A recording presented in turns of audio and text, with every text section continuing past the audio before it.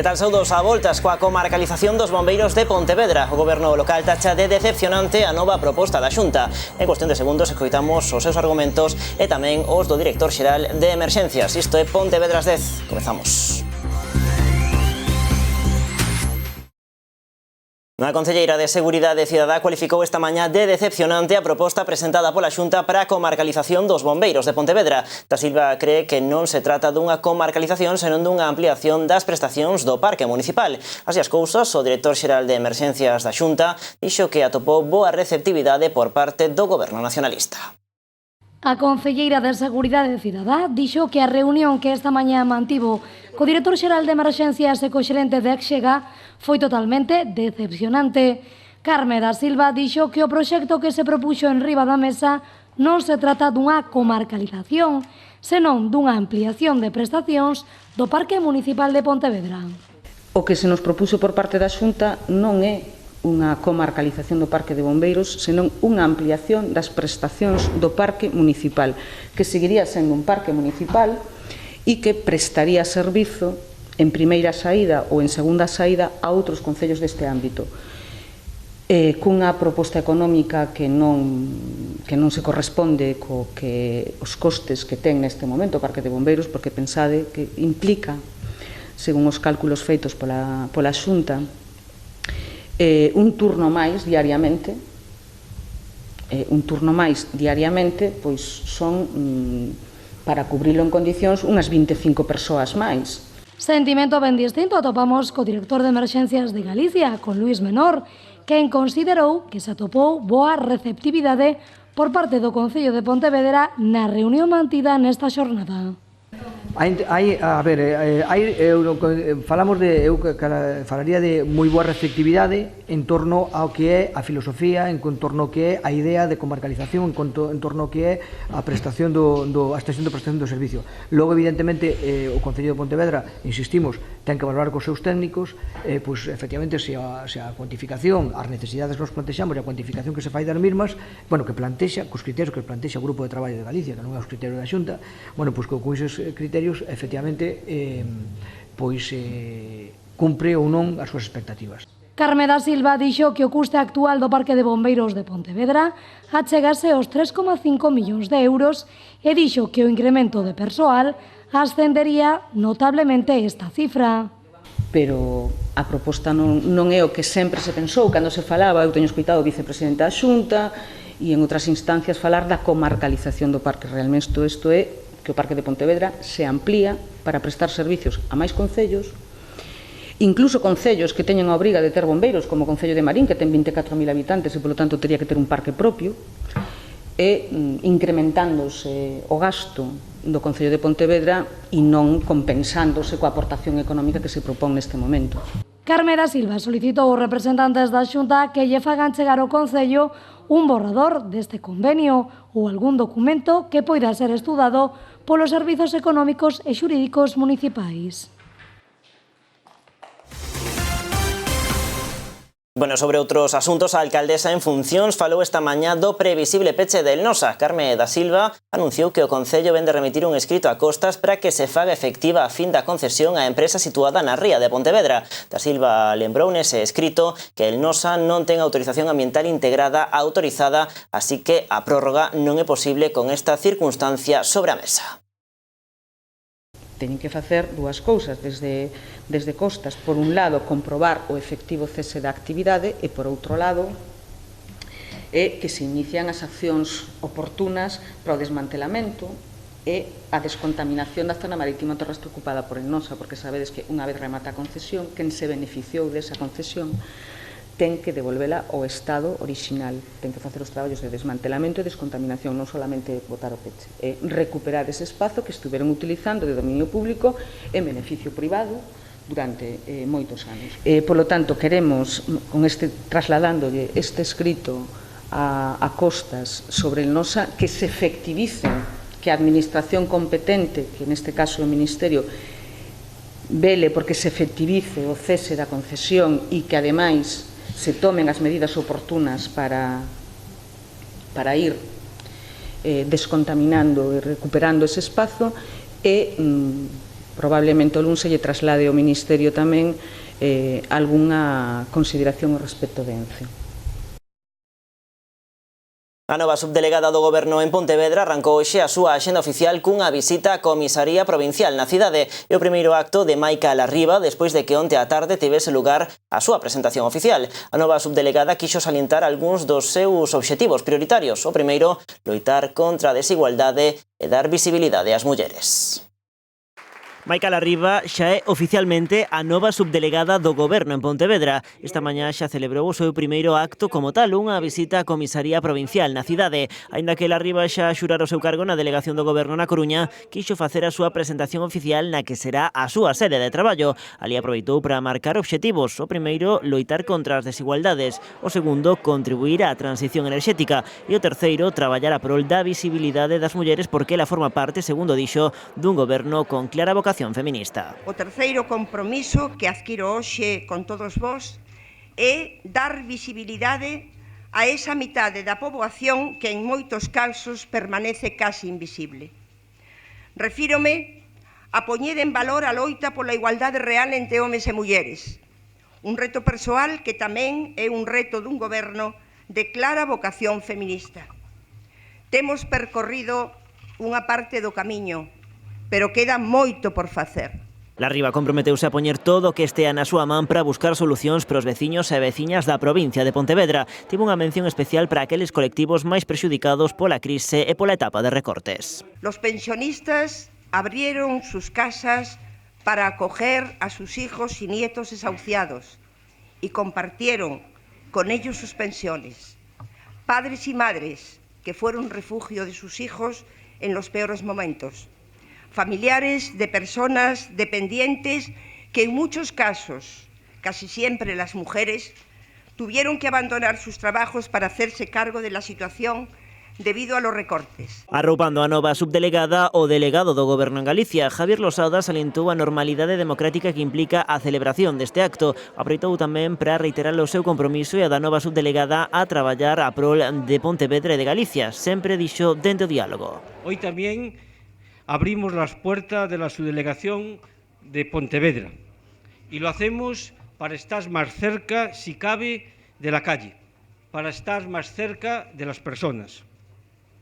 Sé, Maica, que lo harás tal y como nos hemos comprometido, con diálogo, buscando siempre el consenso, con absoluto respeto a la ley y con absoluta coordinación institucional con las administraciones, la municipal, la provincial e la autonómica. A subdelegada Seinte desexoulle sorte a Larriba na súa nova andaina. Ana María Ortiz quixo tamén facer balance do seu traballo e destacar algúns dos logros conseguidos baixo o seu mandato. Representar al Gobierno de España en la provincia fue un honor que me otorgó el privilegio de conocer y gestionar aspectos de gran complejidad, pero que también ha hecho de mí una persona mejor. Como responsable de la sede del Gobierno más próxima al ciudadano, he centrado mis esfuerzos en recoger las preocupaciones directas de cada ayuntamiento, de cada asociación y de cada vecino. Por este motivo, consideré que devolver a Vigo una oficina de la subdelegación del Gobierno era una tarea pendiente e irrenunciable, y he dejado todo dispuesto para que pueda abrirse en la Casa de América de Vigo. No acto, todos os presentes tiveron palabras de recordo para Xerardo Fernández Albor, o primeiro presidente da Xunta desta etapa democrática que falecía onte aos 100 anos. Marea Pontevedra pide máis transparencia ao goberno local. Luís Rei dixo que é necesario que o Executivo Nacionalista xustifique os cartos que lles custa cada unha das viaxes que realiza ao longo do ano. Tamén o retorno económico que estas viaxes teñen para a cidade. As viaxes de Lores volven á palestra, pero esta vez é o Grupo da Marea o que solicita transparencia e información sobre estes periplos por todo o mundo. A viaxe actual a Dinamarca se terá a parte boa de traer xente aquí uns días durante o ano que ven. Pero cal foi o retorno de Dubai, Pekín, Hong Kong, Nova York ou México? Insisto, 4 voltas ao mundo e o resultado é, sen dúbida, un pasaporte decorado con selos de moitas aduanas e unha vitrina de placas e metopas na alcaldía, pero que retorno tivo para todos nós. Luís Rei cree que é democrático e necesario que o goberno local faga público o que custa cada unha das viaxes e tamén o retorno económico que teñen as mesmas para a cidade de Pontevedra. Non sobra ofrecer un balance dos resultados. Son datos que van adoito camuflados en distintas partidas difíciles ou imposibles de rastrexar para os concelleiros da oposición e, por suposto, opacas para os cidadáns de a pé. Pero son datos aos que temos todo o dereito. Isto vai de transparencia, esa materia da democracia que o bloque de Lores sempre deixa para setembro. Rei lembrou esta mañá que a transparencia é a cousa máis doada do mundo. Invitamos ao Goberno do Concello a que nos cale a boca a nós e os cidadáns un pouco moscas con tanta regalía. É a cousa máis doada do mundo, transparencia. Esa materia da democracia que o bloque de Lores leva suspendendo 19 anos. Unha solicitude que previsiblemente presentarán en forma de rogo no vindeiro pleno da corporación que será xa a partir do mes de setembro. Bueno, pois a alcaldesa en función respondeu a esta petición da Marea de Pontevedra. Carme da Silva dixo que era para ela un orgullo ser alcaldesa en funcións numerosas veces ao ano grazas ás viaxes de Lores. A nacionalista considera que estas viaxes son envexadas por moitos concellos, que existe un notable retorno económico e que os custos de cada unha destas misións están perfectamente publicados na web do concello. Toda a información das viaxes que facemos os cargos institucionais do Concello de Pontevedra está na web do Concello de Pontevedra. A ver, o que pasa é que hai que vela, Eu non sei, aquí en algúns ocasións, non digo así con ánimo de nada, eu, como comprenderedes, eu nesta época do ano estou de concellera de festas, que é o que me toca, hoxe empezamos o Ricardo Portela, aquí ten habido cursos de informática para traballadores e traballadoras do Concello, non sei se é posible organizar algún tipo de curso tamén para que, porque eu entendo, eu aprendín a escribir con lápiz, con bolivic, e a min costame moito, e me costou moito adaptarme ás novas tecnoloxías, a saber, bueno, manexarme nestas cousas. Si é necesario algún tipo de curso específico de formación, o retorno económico é evidente. E a proba é que as cidades que non teñen este tipo de cousas suspiran por telas. A calquer cidade do tamaño de Pontevedra ou a calquer capital de provincia do Estado español encantaríalle ser un referente internacional e que os seleccionasen para facer eventos destas características. É a mesma razón pola que durante todo o verán temos actividades de ocio e de cultura polo retorno económico que lle supoñen á cidade, que veña moita xente a vernos, e polo que a promoción da cidade a nivel internacional para non ser unha cuestión política de primeira magnitude. O presidente do PP local segue coas súas reunións con asociacións e entidades empresariais da cidade. Se onte comezou esta rolda con a EMPE, hoxe continuou con AGE Pontevedra. Rafa Domínguez salienta a importancia das propostas que se lle están formulando. Segundo o Popular, esas demandas poñen en evidencia ao seu pesar que o goberno local de Pontevedra está caduco na creación de emprego. Rafa Domínguez continúa coas súas reunións con entidades empresariais da cidade. Ese onte foi a quenda de AEMPE, hoxe foi o turno de AGE Pontevedra. Vamos a transmitirle un pouco nuestra opinión sobre Pontevedra, sobre el comercio, sobre el turismo, sobre la industria y lo necesario que es generar empleo en nuestra comarca, ¿no? Entonces, bueno, escucharemos también sus propuestas y espero que, bueno, pues que de aquí sumemos todos y hagamos de Pontevedra un entorno mejor para generar empleo y riqueza. Dende AGE son varias as iniciativas que lle presentaron a Rafa Domínguez nesta xornada. Creo que sería bueno pues hacer un plan de modernización del comercio, ¿no? Yo creo que Pontevedra tiene que seguir siendo el referente comercial de la comarca que parece que lo está perdiendo en los últimos años, ¿no? Y yo creo que hay que hacer medidas de impulso en ese camino, ¿no? Y un poco, al final en Pontevedra tenemos el problema de la desestacionalización, ¿no? Yo creo que es bueno implementar medidas que generen empleo estable durante todo el año y está claro que el sector industrial es uno de los factores que mayor empleo genera y más estable, ¿no? Entonces, bueno. Por parte de Rafa Domínguez dixo que é moi importante escoitar e tomar boa nota de todas as propostas que lle lanzan dende estas entidades. Fixeronnos ver cual é a súa idea do que deben facerse en Pontevedra, que debe facer un alcalde, que se poden facer cousas desta alcaldía, que se poden facer moitísimo para favorecer o emprego e as empresas, e creemos que a verdade é que a situación dramática porque hai unha absoluta desidia por parte do Concello. Unha senda de reunións que continuará no sector empresarial para seguir, como xa prometera o presidente do PP local, co sector turístico. O concelleiro de Infraestructuras de Pontevedra e tamén o vicepresidente da Deputación Provincial non entenden as declaracións que na xornada de onte facía Ángel Moldes. Mosquera deixou claro que as obras de seguridade dende o nó de bombeiros ata a cidade dependen única e exclusivamente do Ministerio e que eles non teñen nada que facer nin tampouco competencias en relación a estes traballos. E está pendiente de que o Ministerio licite. Este ano, en principio, nos orzamentos do Estado iban cartos para isto. Entón, é un problema que está resolto, que vai resolver a quen compete, que é o Ministerio de Fomento, que afortunadamente pois xa está en marcha, o sea que non tería maior problema. Parece lógico, pero que é unha máis deste home, non? Que prudencia non ten ninguna, incluso podía vender que eso se vai resolver, porque a súa ministra, non, Ana Pastor, no seu momento, foi sensible ás peticións do Concello de Pontevedra e está en marcha. Parece que descoñece iso, foi unha proposta absolutamente extraña, fora de lugar, e que aparte non sería viable. Se digo porque esa estrutura, o que é a ponte, a zona de influencia da ponte, é da autostrada.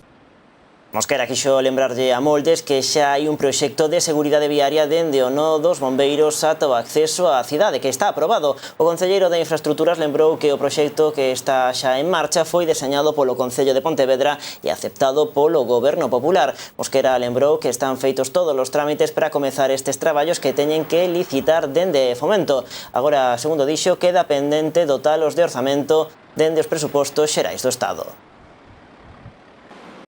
Como ven sendo tradición, o 24 de xullo, véspera do Día de Galicia, o Concello de Poio conmemora o Día da Matria cunha serie de actividades para todas as cidades. Este ano terán o seu epicentro na Praza da Chousa, en Combarro. Deste xeito, en torno ás 7 da tarde, arrancará unha ruada polo casco histórico que confluirá nun obradoiro de globoflexia para os máis cativos.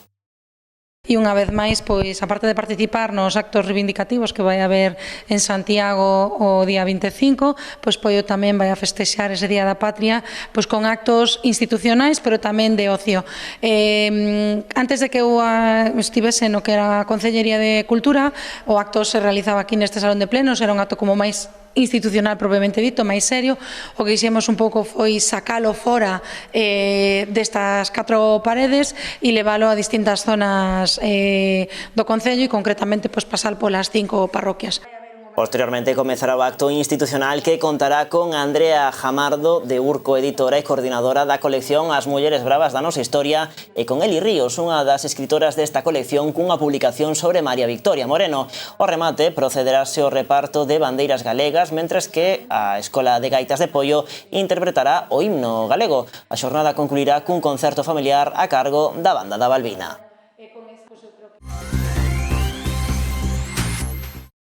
Imos agora a Dinamarca. Ali continúan as reunións e actos con motivo da celebración en Pontevedra no vindeiro ano do Multisport 2019. Nesta xornada mantiveron a xuntanza os comités organizadores deste evento en Odense e a Boa Vila, unha reunión onde se deron cita as máximas autoridades do triatlón a nivel mundial.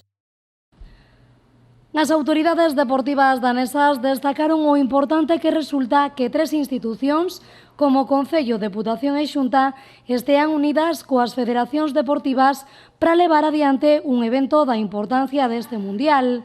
O alcalde Lores tamén agradeceu o trato dispensado ás facilidades que se ofreceron á Delegación de Pontevedra para despregar a súa campaña informativa e a disposición dos distintos efectivos a compartir información e modos de traballo. Unha xuntanza a que asistiron a presidenta da ITU, o alcalde e autoridades deportivas danesas, a presidenta da Deputación, a secretaria xeral pro deporte da Xunta e os presidentes das federacións española e galega de triatlón.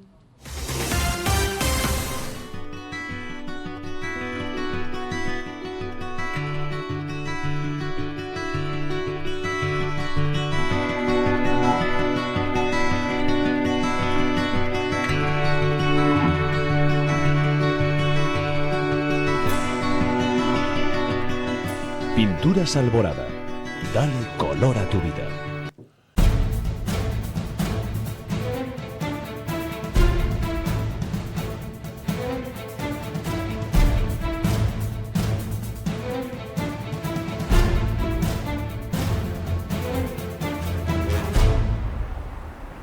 Saúdos, estamos no punto onde ven de producirse o primeiro gran atasco deste verán nas Rías Baixas. Estamos no polémico semáforo do paso de peóns da praia da Lanzada. O máis exactamente, chamase este punto as Saíñas e comunica o areal máis icónico desta zona da provincia ca poboación da Revolta, onde moitísimos milleiros de persoas, visitantes, turistas e habitantes de segunda residencia, fixan a súa moratoria durante estas datas para logo pasar as súas vacacións en este areal. Que pasou? Exactamente o que aconteceu este pasado fin de semana é isto que estamos a ver. Este semáforo está situado nun punto absolutamente crucial nas comunicacións entre o Istmo da Lanzada, a Península do Grove, o Concello de Sanxenxo e as comunicacións posterior a través da vía rápida e da autovía con Santiago, autoestrada, etc.